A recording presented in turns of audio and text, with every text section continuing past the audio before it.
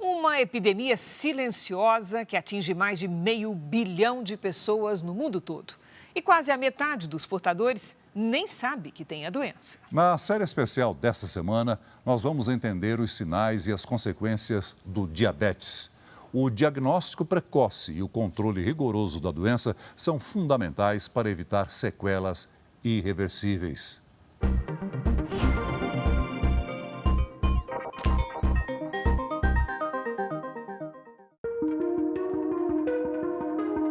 Na multidão que circula apressada, as aparências enganam. Quando o assunto é uma doença antiga, mas ainda cheia de mitos, características como idade, peso e histórico familiar nem sempre são decisivas para o diagnóstico. Só no Brasil, em números subnotificados, o diabetes atinge quase 17 milhões de pessoas. Isso se levarmos em conta apenas os adultos dos 20 aos 79 anos. Já somos o 5º país do mundo na prevalência da doença, deixando à frente apenas China, Índia, Estados Unidos e Paquistão. E a estimativa é de curva crescente. Até 2030, o Brasil pode passar o marco de 21 milhões de pessoas portadoras do diabetes.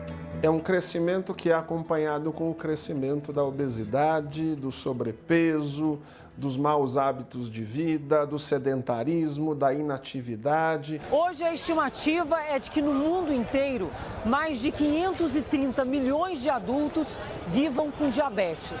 Uma a cada 10 pessoas. E o mais preocupante é que quase metade dessas pessoas nem sabe que tem a doença, o que transforma essa numa epidemia silenciosa e arriscada.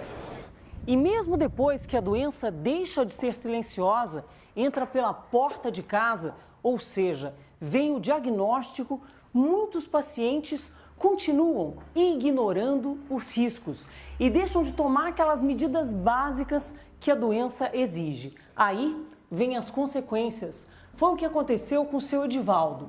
Ele descobriu a doença aos 38 anos de idade, mas só começou a tomar todos os cuidados 10 anos depois. Primeiro foi a neuropatia, uma lesão nos nervos que atingiu pernas e braços. No meu caso, veio com uma inflamação total do nervo ciático. Pegou desde o início até a ponta do pé. Dor e dava choque. Travei os nervos, minhas pernas, eu não tinha movimento com as pernas, né? O senhor ficou sem andar? Fiquei sem andar, uns 3 meses. O aposentado também teve lesões severas na pele. Lesões e coceira, uma queimação direta. A doença provocou ainda um glaucoma, que levou à cegueira do olho esquerdo e que compromete a visão do direito, além de problemas cardíacos que exigiram várias intervenções e visitas periódicas a vários especialistas. Eu tive que fazer uma ponte e uma mamária, né? Porque a coronária já estava afetada, né? Então eu tive que fazer essa daí, porque senão eu poderia ter levado a um infarto ou um AVC, né? Existem hoje 4 classificações principais de diabetes na medicina: pré-diabetes, diabetes gestacional e diabetes tipo 1 e tipo 2. O diabetes tipo 1 é uma doença autoimune.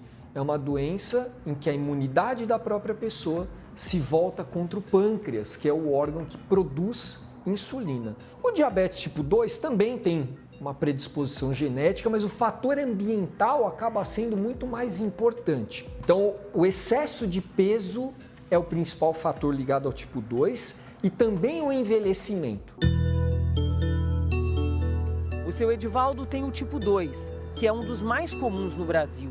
Exige atenção redobrada na prevenção e no rigor no tratamento. O diabetes tipo 2, em geral, é uma doença inicialmente silenciosa, que é detectada pelos exames laboratoriais, e se a pessoa não faz exame nunca, ela detecta numa fase mais adiantada, onde a perda da capacidade de produção de insulina é maior, então aí ela já pode manifestar sintomas. Mas e quando o diabetes atinge crianças, como o Rafael, de 1 ano e 4 meses? A princípio, sem casos na família, sem sintomas evidentes, um desafio para os pais. Eu sempre fui aquela criança muito energética, corria, andava, ia para os brinquedos, subia, descia. E ele começou a ficar mais paradinho assim no cantinho dele. Ele começou a ter mais fome do que o normal e ele começou a também ter mais sede. Foi aí que eles decidiram levar a criança para um pronto-socorro. E dessa forma veio o diagnóstico que ninguém esperava.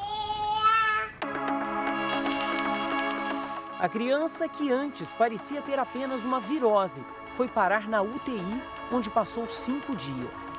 Foi bem intenso e como era um mundo novo pra gente, a gente não sabia muito o que fazer. Hoje, além do controle da alimentação, que já acontecia antes, com a ajuda da tecnologia, os pais acompanham tudo de perto. Nível de glicose, a aplicação de insulina. Aparelhos como esse ajudam a reduzir o número de picadas durante o dia. Uma vigília permanente. Às vezes ele tá super bem, correndo, feliz, dando risada, e aí a gente vai medir, a gente vê que ele tá ou acima ou abaixo. Então tem que ficar atento. Rafael tem diabetes tipo 1, uma das doenças crônicas mais comuns na infância. Quando a pessoa descobre, ela tem só 10, 20% do pâncreas funcionando. No caso de uma doença silenciosa, o diagnóstico precoce é indispensável para manter a saúde e a qualidade de vida, não só do paciente, mas da família inteira, a tranquilidade dos pais. É fundamental que os pais façam esse diagnóstico quanto antes, porque o tratamento é simples. A grande complexidade é identificar isso cedo.